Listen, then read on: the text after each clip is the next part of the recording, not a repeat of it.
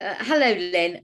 Thank you so much for agreeing to speak to us today. We've not seen each other a lot, have we, through this pandemic? So it's great to have you with us. So, Lyn, tell us a bit about yourself. Give us a brief history. Hi, Sharon. Yeah. Well, I won't give you the whole history. It would take all day. Shall I start with?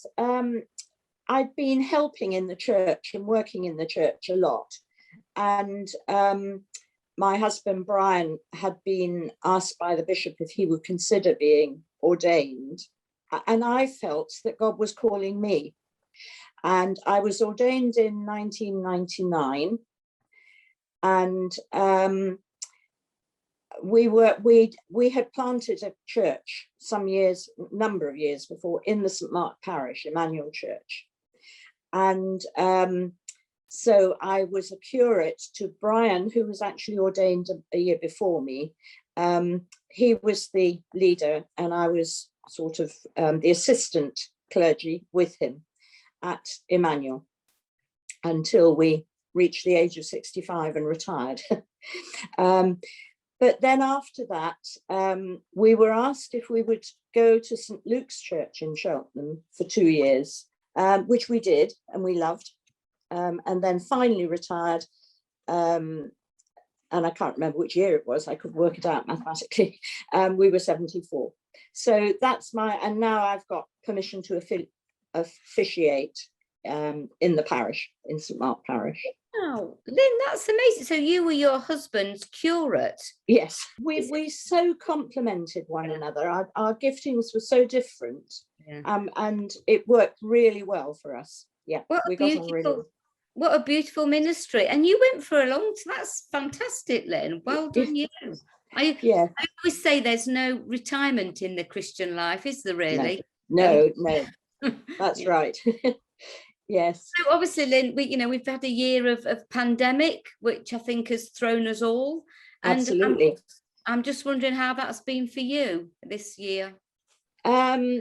After Brian died, I sold our very large bungalow and moved into a flat. So I'm living in a block of flats, retirement flats. And for that reason, we're all extra careful because there are people older than me and more vulnerable than me. And of course, we walk down corridors and use the same stairs and that sort of thing. So it's been, to start off with, I found it quite hard. I don't mind my own company. I'm fine in my own company, but I am a people person, and meeting with people and laughing with people and chatting is important.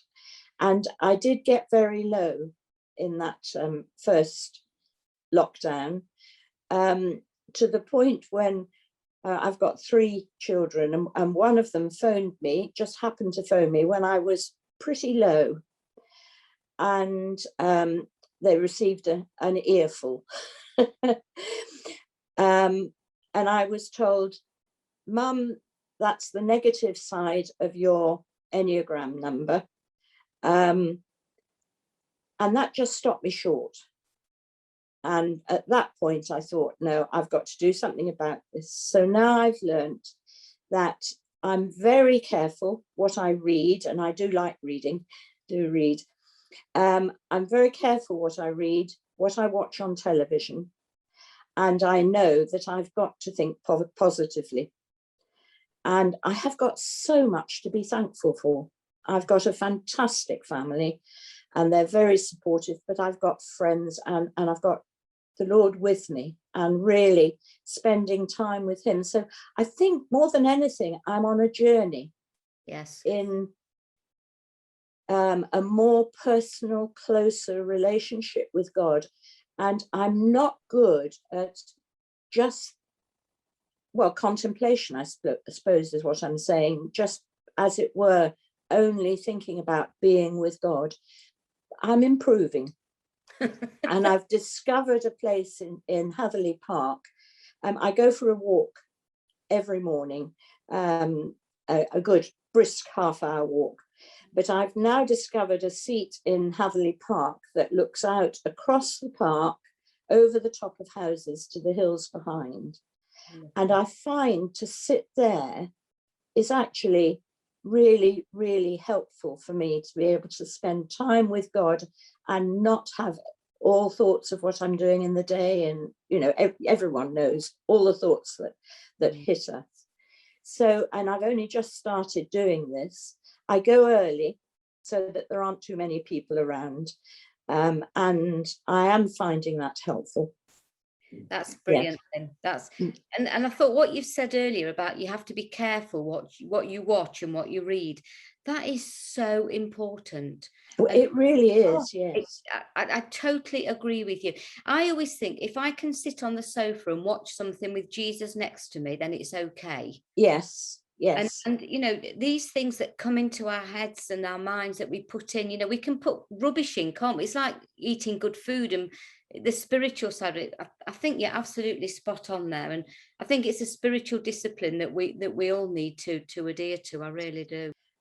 Sometime before lockdown, Richard Rohr, who I do enjoy reading, has a question that he asks: where is the God you're praying to?